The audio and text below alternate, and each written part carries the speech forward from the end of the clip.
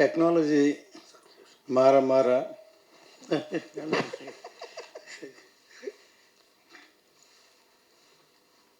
Cinema மாறிக்கிட்டே இருக்குது.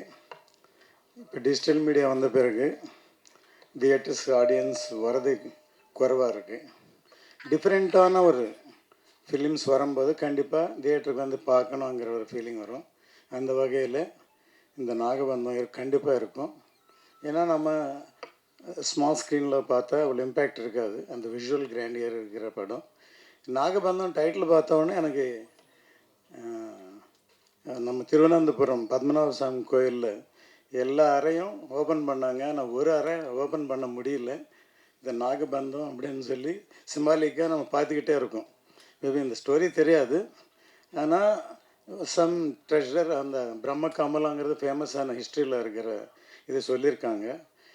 தானு sir சொன்ன மாதிரி எனக்கும் தெரிஞ்சு இது வரைக்கும் நாகபந்தம் நான் வெள்ளிக்கிழமை ரதம் தெலுங்கில் நான் விஜயசாந்தியோட ஒர்க் பண்ணும்போது ஒரு 11 வயசு ஒரு பொண்ணு ஒரு பிஸியாக டாப் ஹீரோயினாக இருக்காங்க.